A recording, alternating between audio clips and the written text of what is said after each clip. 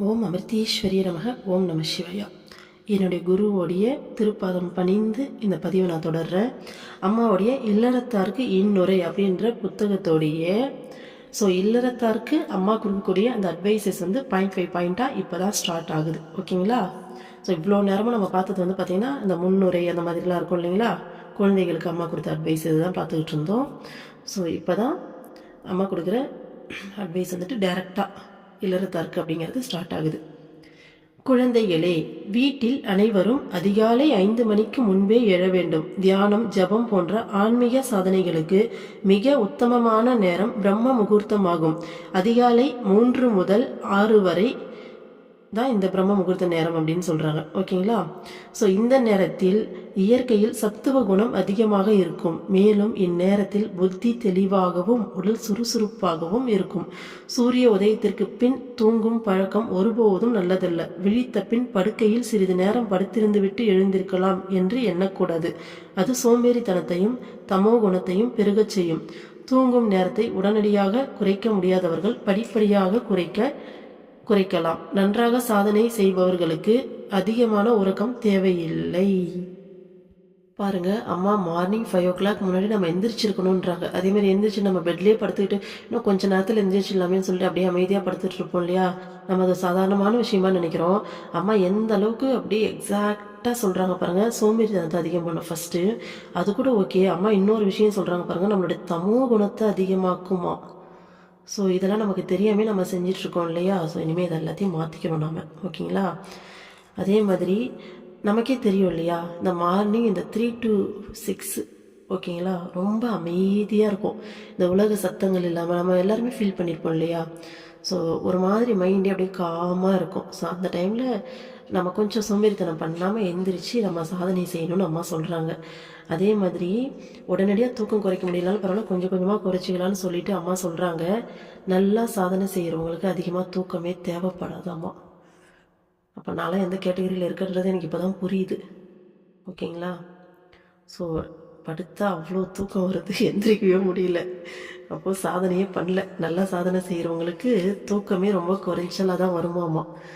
நமக்கே தெரியும் இல்லையா, அதிகமாக மெடிடேஷன் பண்ணுறவங்களால் ரொம்ப நேரம் தூங்கலாம் முடியாது. அவங்களுக்கு ரொம்ப நேரம் தூக்கமே வராது இன்னும் சொல்லப்போனால். அதுதான் அம்மா சொல்கிறாங்க. இன்னும் நிறைய நம்ம அம்மா சொல்கிற மாதிரி காலையில் எழுந்திரிச்சு இனிமேல் சாதனைகள்லாம் செய்யணும். அடுத்தது பாருங்கள், காலையில் தூக்கம் கலைந்தவுடன் வலது பக்கமாக சரிந்து எழுந்து நம் இஷ்ட தெய்வம் அல்லது குரு முன்னே நிற்பதாக எண்ணி அவரது திருவடிகளில் நமஸ்கரிக்க வேண்டும். பிறகு படுக்கையிலேயே அமர்ந்து 5 நிமிடமாவது தியானிக்க வேண்டும். கடவுளே, இன்றைய தினம் என் மனதில் உனது நினைவுகள் நீங்காமல் இருக்க வேண்டும். இன்று எனது ஒவ்வொரு சொல்லும் செயலும் உன் அருகில் என்னை நெருங்கச் செய்வதாக இருக்க வேண்டும். எனது மனம், வாக்கு, காயம் இவைகளால் யாரையும் துன்பம் அடைய செய்யும் நிலை வராமல் காக்க வேண்டும். ஒரு நிமிடம் கூட நீ என்னை விட்டு பிரிந்து விடாதே என்று மனம் நெகிழ்ந்து இறைவனிடம் பிரார்த்திக்க வேண்டும்.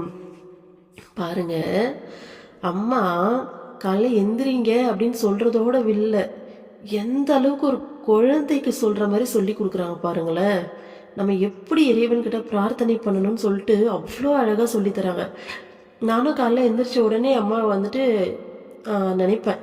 நினச்சிட்டு தான் அம்மா பாதத்தை தொட்டு கும்பிட்டுட்டு நினச்சிட்டு தான் எந்திரிப்பேன்.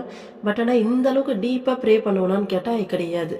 இன்றைக்கி ஃபுல்லாக கிருஷ்ணா ஞாபகமாகவே இருக்கணுமா, ஓ ஞாபகமாகவே இருக்கணுமா அப்படின்ற மாதிரி இப்படி தான் ப்ரே பண்ணுவேனே தவிர, ஆனால் அம்மா எந்த அளவுக்கு டீப்பாக இறங்கி சொல்லித்தராங்க பாருங்களேன். எவ்வளோ அழகான ப்ரேயர் சொல்லித்தராங்க பாருங்களேன். இன்னொரு டைம் அப்படியே படிக்கிறேன், இன்னொரு டைம் கேளுங்க.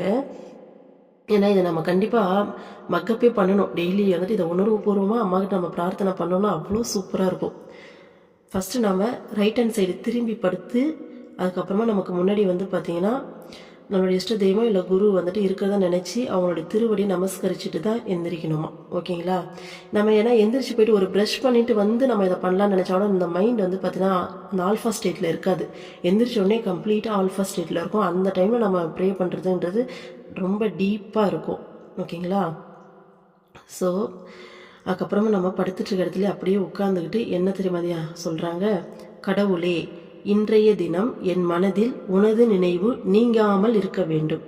இன்று எனது ஒவ்வொரு சொல்லும் செயலும் உன்னருகில் என்னை நெருங்கச் செய்வதாக இருக்க வேண்டும். எனது மனம், வாக்கு, காயம் இவைகளால் யாரையும் துன்பமடைய செய்யும் நிலை வராமல் காக்க வேண்டும். ஒரு நிமிடம் கூட நீ என்னை விட்டு பிரிந்து விடாதே என்று மனம் நெகிழ்ந்து இறைவனிடம் பிரார்த்திக்க வேண்டும். ஓகேங்களா? ஸோ இனிமேல் நம்ம டெய்லி இந்த ப்ரேயர் பண்ணிடலாமா? ஸோ மனசார, அதுவும் சும்மா வார்த்தைகளாக சொல்கிறதில்ல, மனம் நெகிழ்ந்து பிரார்த்தனை பண்ணணும்னு சொல்கிறாங்க அம்மா. அடுத்தது பாருங்கள், தினமும் காலையிலும் மாலையிலும் குறைந்தது அரை மணி நேரமாவது ஆன்மீக சாதனைகளுக்காக ஒதுக்கி வைக்க வேண்டும். காலையில் நீராடிய பின் பெற்றோரும் குழந்தைகளும் ஒன்றாக அமர்ந்து அஷ்டோத்திர சதநாமாவளியோ அல்லது சகஸ்ர நாமமோ சொல்லி அர்ச்சனை செய்ய வேண்டும். ஜபம், தியானம், கீர்த்தனையும் செய்யலாம். பாருங்க, ஸோ நம்ம மட்டும் செய்யறதில்ல, முடிஞ்சால் குழந்தைங்களையும், ஓகேங்களா? ஸோ பேரண்ட்ஸு குழந்தைங்களையும் கூப்பிட்டு குழந்தைங்களுக்கும் அம்மா சொல்லித்தர சொல்கிறாங்க. முடிஞ்சா இல்லை, கண்டிப்பாக செய்ய சொல்கிறாங்க. ஓகேங்களா? ஸோ மார்னிங் மட்டும் பண்ணுறதில்ல, ஈவினிங்லேயும் அட்லீஸ்ட் ஒரு 1/2 hour ஆச்சும் ஒதுக்கணும் அப்படின்னு அம்மா சொல்கிறாங்க. ஏன்னா இந்த அம்மா ஏன் இந்த அஷ்டோத்திர நாமாவளி சகஸ்ர நாமம்லாம் சொல்கிறாங்கன்னா, அஷ்டோத்திர நாமாவளிங்கிறது அம்மாவுடைய 108 நாமாவளி. ஓகேங்களா? அம்மாவை பற்றினது இது. ஸோ சகஸ்ரநாமம் அப்படிங்கிறது பொதுவாக லலிதா சகஸ்ரநாமம் அம்மனுக்கு இருக்கிறது. ஸோ நம்ம அம்மாவை நம்ம அம்மனா பாவிச்சு அதை வந்து பண்ணலாம். இதை பர்சனலாக நான் பண்ணியிருக்கேன். பண்ணும்போது காலையில் நம்ம அந்த ஓம் ஓம் ஓம் ஓம் சொல்லி அந்த அஷ்டோத்திரத்தை பார்த்திங்கன்னா நம்ம பண்ணும்போது பார்த்திங்கன்னா அம்மாவுடைய பாதத்தில் பூவால் அர்ச்சனை பண்ணுற மாதிரியோ இல்லை அம்மா கிட்ட உட்காந்துட்டு இருக்க மாதிரியோ எப்படி வேணாலும் நமக்கு அம்மா அன்றைக்கி அம்மா கொடுக்குறது தான் அந்த விஷயம்லாம். ஸோ அன்றைக்கி என்ன விஷயம் கொடுக்குறாங்களோ அதை வச்சு நம்ம செய்யும்போது மனசு அப்படி அடங்கும். மனசு பார்த்திங்கன்னா கம்ப்ளீட்டாக ஒரு 1/2 hour இதுலேயே நம்ம செய்யும்போது மனசெல்லாம் அடங்கி போய் அந்த எண்ணங்கள்லாம் நல்லாவே குறையிறத நம்ம கண்கூடாக பார்க்க முடியும். ஸோ இதை செய்கிறவங்களும் செய்யலாம். அதே மாதிரி ஜபம் பண்ணலாம். ஜபம்னா மந்திர ஜபம், தீட்ச மந்திரம். ஓகேங்களா? தியானம், மெடிடேஷன் பண்ணலாம். கீர்த்தனைனா நம்ம இறைவனை நினச்சி பஜன் பாடுறதோ அல்லது சினிமா பாட்டை கூட நம்ம இறைவனை மனசார நினச்சி பாடுறது. ஸோ இதையும் கூட செய்யலாம். ஓகேங்களா? என்ன சினிமா பாட்டுன்னு சொல்கிறீங்களேன்னு கேட்காதீங்க. அது அம்மா பார்த்திங்கன்னா எங்களுக்கு அந்த பாவத்தை கொடுத்துருக்காங்க. சினிமா பாட்டு பார்த்திங்கன்னா கம்ப்ளீட்டாக இறைவனை நினச்சி பாடுற மாதிரி. ஓகேங்களா? ஸோ எல்லாருக்குமே அது வரும். ட்ரை பண்ணி பாருங்கள். அடுத்தது பாருங்கள், எந்த செயலை செய்யும் போதும் இறை நினைவு வேண்டும். எங்கு அமர்ந்தாலும் எழுந்தாலும் அந்த இடத்தை தொட்டு வணங்க வேண்டும். பேனா, புத்தகம், துணி, பாத்திரங்கள், வேலை செய்வதற்கான கருவிகள் போன்ற எல்லா பொருள்களையும் தொட்டு வணங்கி எடுக்கும் பழக்கத்தை வளர்த்து கொள்ள வேண்டும். இவ்வாறு செய்வது கடவுள் சிந்தனையை நிலைநிறுத்த உதவும். நமது செயல் பிறரிடமும் இப்பழக்கத்தை வளர்க்க உதவும். பாருங்க, எப்பயுமே இறை சிந்தனை இருக்கணும்னா நீ பார்த்தீங்கன்னா இறைவனை தனியாக நினைக்க வேண்டாம். எடுக்கிற எல்லா பொருள்லையும் இறைவன் இருக்காருங்கிறத உணர்ந்து அதை தொட்டு வணங்கிட்டு இதில் இறைவன் வசிக்கிறாருன்னு சொல்லிட்டு அதை தொட்டு வணங்கிட்டு அதுக்கப்புறமா நீ அதை எடுத்து யூஸ் பண்ணு. மனசை அம்மா கட்டுப்படுத்துறதுக்கு எப்படியெல்லாம் வழி சொல்லி தராங்க பாருங்க. ஏன்னா அம்மாவே இதை செய்வாங்க. அம்மா பார்த்தீங்கன்னா இந்த வீணையெல்லாம் வாசிக்கிறாங்க. இந்த கையில் வச்சுருப்பாங்களே, பேர் கூட எனக்கு சரியாக தெரியல, தம்பூரான்னு நினைக்கிறேன். ஸோ அதெல்லாம் அம்மா பண்ணும்போது அதை தொட்டு வணங்கிட்டு தான் எடுப்பாங்க. ஸ்டேஜில் வந்தாலும் அம்மா ஸ்டேஜை தொட்டு வணங்கிட்டு, இப்போ அம்மாவுக்கு வயசானதால் குனிய முடியல. பட் இதுக்கு முன்னாடிலாம் எப்பயுமே அதை தொட்டு வணங்கிட்டு தான் அம்மா உட்காருவாங்க. இப்போயுமே பர்த்டேக்கு போயிருந்தோம், அம்மா பர்த்டேக்கு. அப்போ பார்த்திங்கன்னா அம்மா கம்ப்ளீட்டாக கீழே விழுந்து கும்பிட்டாங்க. அவ்வளோ சபைக்கு முன்னாடி விழுந்து கும்பிட்டுட்டு அதுக்கப்புறமா தான் அம்மா போயிட்டு அந்த சீட்லேயே உட்காந்தாங்க.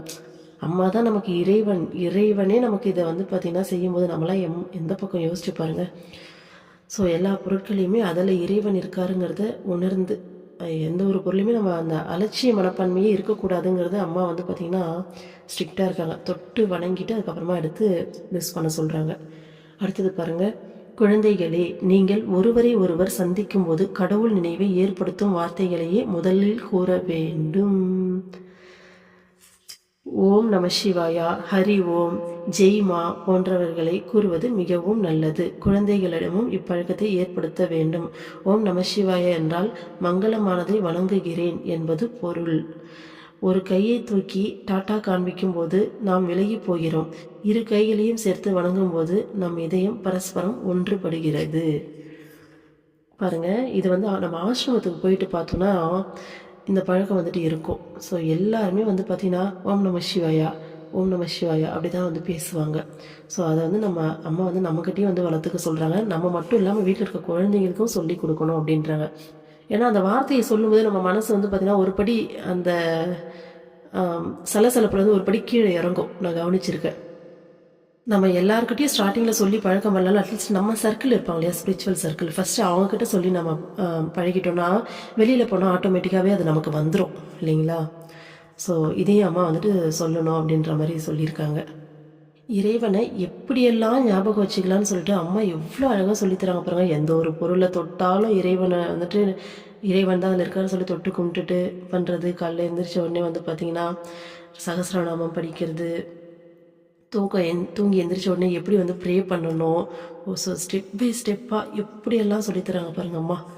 அடுத்தது, அலுவலகங்கள் போன்ற இடங்களில் கிடைக்கும் ஓய்வு நேரங்களை மந்திரம் ஜபிக்கவும், ஆன்மீக நூல்களை படிக்கவும் உபயோகிக்க வேண்டும். பிறரிடம் ஆன்மீக விஷயங்களை மட்டும் பேச முயல வேண்டும். தீய நட்பு ஏற்படாமல் ஜாக்கிரதையாக இருக்க வேண்டும்.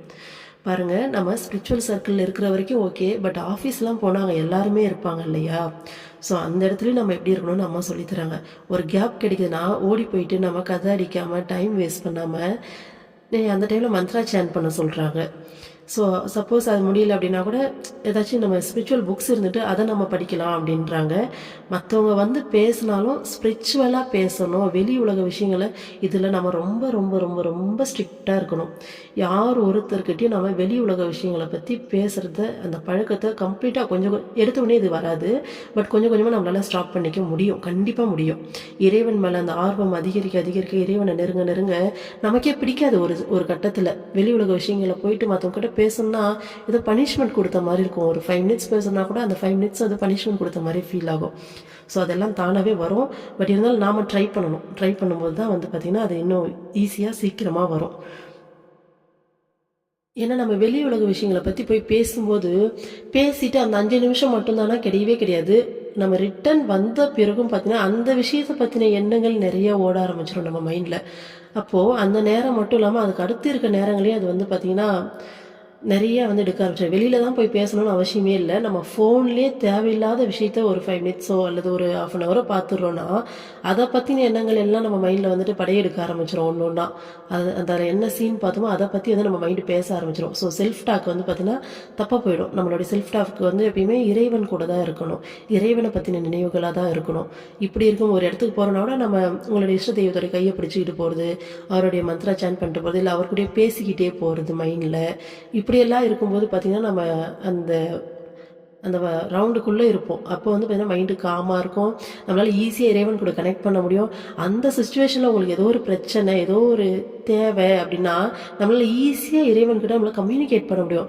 கிருஷ்ணா இங்கே பாரு கிருஷ்ணா இந்த மாதிரி நடக்குது அப்படின்னு சொன்னோன்னா இறைவனும் நம்மளுக்கு ஈஸியாக பதில் சொல்ல முடியும். அந்த சுச்சுவேஷன் அந்த கனெக்ஷனில் இருக்கிறதால அந்த சுச்சுவேஷன் நம்மளால் ரொம்ப ஈஸியாக கடவுள் வந்து டக்குன்னு வந்து நமக்கு அதை சால்வ் பண்ணி கொடுத்து நம்மளால் உணர முடியும். ஓகேங்களா, ஸ்டார்டிங் ஸ்டேஜில். பட் கொஞ்ச நாளைக்கு அப்புறம் நம்ம நல்ல ஒரு அண்டர்ஸ்டாண்டிங் வந்துட்ட பிறகு இதெல்லாம் ஒரு விஷயமாகவே இருக்குது, அது ஆட்டோமேட்டிக்காகவே வந்துடும். ஓகேங்களா, ஸோ நம்ம ட்ரை பண்ணிக்கிட்டே இருக்கணும் திரும்ப திரும்ப. மெயினாக யார்கிட்டயும் வெளியே ஆளுங்கக்கிட்ட இந்த ஸ்பிரிச்சுவல் இல்லாமல் மற்றவங்கக்கிட்ட இந்த உலக விஷயங்கள் பற்றி பேச முடிஞ்சால் அவங்க பேச வந்தால் கூட நாம் இந்த அம்மாவை பற்றி கடவுளை பற்றின ஒரு விதையை போட்டு விடணும். இப்படி தான் டாக் பண்ணுமே தவிர கண்டிப்பாக வந்து பார்த்திங்கன்னா வெளி உலக விஷயங்களை பற்றி பேசுறது கம்ப்ளீட்டாக அவாய்ட் பண்ணிக்கணும். மெயினாக அந்த நியூஸ் பேப்பர் படிக்கிற ஹேபிட்லாம் இருந்தால் கண்டிப்பாக விட்டுருங்க. அப்படி தான் நான் சொல்லுவேன். என்னோடய ஒப்பீனியன் அதுதான்.